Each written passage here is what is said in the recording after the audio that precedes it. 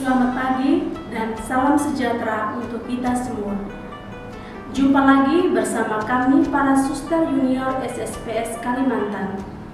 Saya, Suster Yunita SSPS, akan membawakan renungan Minggu 7 Maret 2021, hari Minggu Prapaskah ketiga.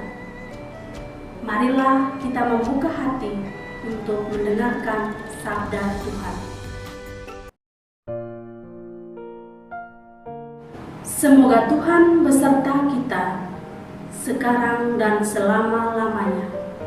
Inilah Injil Yesus Kristus menurut Yohanes. Dimuliakanlah Tuhan. Ketika hari raya Paskah orang Yahudi sudah dekat, Yesus berangkat ke Yerusalem. Dalam bait suci didapatinya pedagang-pedagang lembu, kambing domba dan merpati, dan penukar-penukar uang duduk di situ. Ia membuat cambuk dari tali, lalu mengusir mereka semua dari bait suci dengan semua kambing dan lembu mereka. Uang penukar-penukar dihamburkannya ke tanah, dan meja-meja mereka dibalikannya. Kepada pedagang-pedagang merpati ia berkata, "Ambil semuanya ini dari sini. Jangan kamu membuat rumah Bapakku menjadi tempat berjualan." Maka teringatlah murid-muridnya bahwa ada tertulis, "Cinta untuk rumahmu menghanguskan aku." Orang-orang Yahudi menantang Yesus, katanya, "Tanda apakah yang dapat engkau tunjukkan kepada kami bahwa engkau bertindak demikian?" Jawab Yesus kepada mereka, "Rombak bait Allah ini, dan dalam 3 hari aku akan mendirikannya kembali." Lalu kata orang Yahudi kepadanya, 46 tahun orang mendirikan bait Allah ini, dan engkau dapat membangunnya dalam 3 hari? Tetapi yang dimaksudkannya dengan bait Allah ialah tubuhnya sendiri. Kemudian sesudah ia bangkit dari antara orang mati, barulah teringat oleh murid-muridnya bahwa hal itu dikatakannya, dan mereka pun percayalah akan kitab suci dan akan perkataan yang telah diucapkan Yesus. Dan sementara ia di Yerusalem selama hari raya Paskah, banyak orang percaya dalam namanya, karena mereka telah melihat tanda-tanda yang diadakannya. Tetapi Yesus sendiri tidak mempercayakan dirinya kepada mereka, karena ia mengenal mereka semua. Dan karena tidak perlu seorang pun memberi kesaksian kepadanya tentang manusia, sebab ia tahu apa yang ada di dalam hati manusia. Demikianlah Injil Tuhan. Terpujilah Kristus.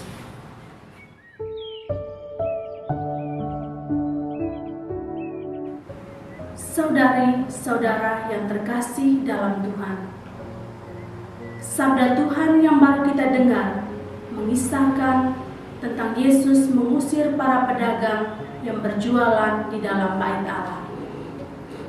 Yesus menjadi geram dan marah ketika menyaksikan para pedagang yang berjualan di dalam bait Allah. Ada 2 alasan mengapa Yesus melakukan pengusiran terhadap para pedagang yang berjualan di dalam bait Allah. Yang pertama yaitu karena terjadi kecurangan, penipuan, dan pemerasan terhadap orang-orang kecil dari kaum elit pada zaman Yesus, di mana mereka mewajibkan umat untuk membeli hewan korban seperti kambing, domba, lembu, merpati, dan lain sebagainya di dalam bait Allah, karena ternak-ternak di sana dianggap memenuhi standar, sedangkan yang dibawa umat dari rumah ke bait Allah cenderung dianggap kurang memenuhi syarat, sehingga umat harus membeli di dalam, bukan membawanya sendiri. Persoalan lain sebelum membeli adalah bahwa uang bergambar kaisar harus ditukar terlebih dahulu dengan uang yang berlaku di lingkungan Bait Allah, dan selisih harganya juga sangat tinggi. Akhirnya umat merasa terjepit secara ekonomi karena harga yang mahal. Dan tentu kesulitan ini bisa berpotensi menjadi batu sandungan bagi orang-orang yang akan datang menghadap Tuhan. Mereka mungkin akan merasa kesulitan dan bahkan enggan untuk datang mempersembahkan korban. Yesus tampil sebagai pemimpin yang berani merombak praktek-praktek keagamaan yang salah, yang hanya memprioritaskan uang sebagai hal yang paling utama dalam hidup mereka, sehingga mengorbankan orang kecil dan sederhana.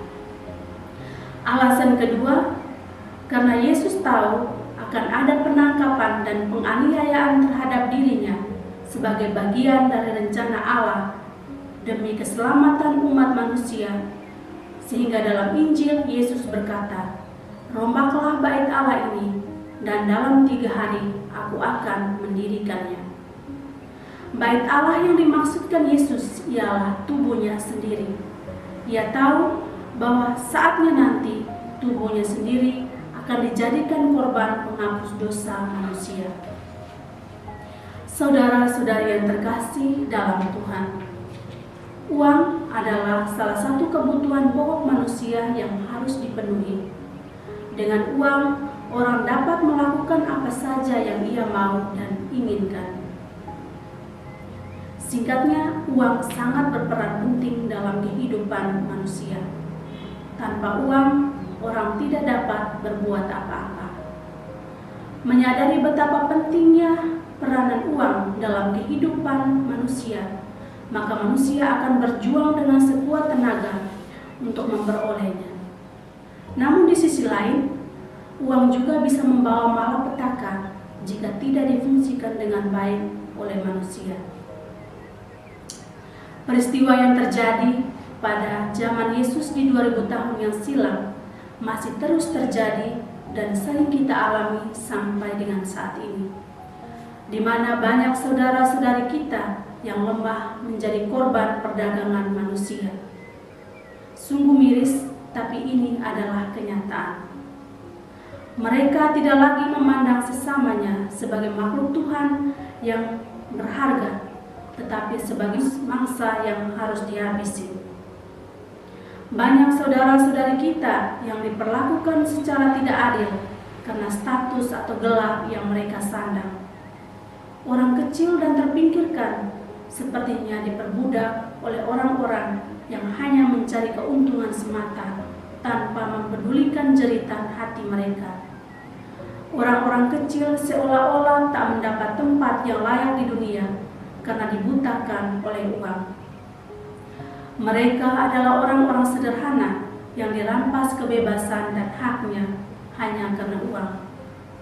Karena uang, orang rela melakukan korupsi, pemerasan, penipuan, kekerasan, bahkan pembunuhan.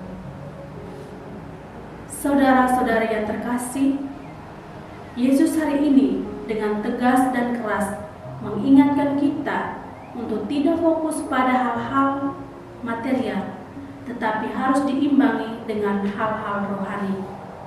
Yesus ingin agar kita membersihkan diri, terutama sikap dan tutur kata kita yang telah mengotori tubuh kita sebagai bait Allah.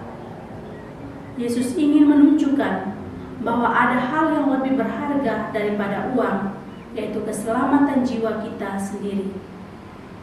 Yesus menghendaki agar kita semua ciptaannya memperoleh keselamatan dan mendapat kebahagiaan bersamanya kelak. Untuk itu, Yesus sendiri menunjukkan teladan yang luar biasa, yaitu dengan memberi dirinya demi menyelamatkan dosa-dosa umat manusia. Marilah di masa prapaskah ini, kita menata dan merombak kembali bangunan hati kita yang telah rusak karena dibutakan oleh hal-hal duniawi, agar kita boleh mengalami sukacita, dan kebahagiaan dalam hidup sehari-hari maupun di akhirat. Semoga.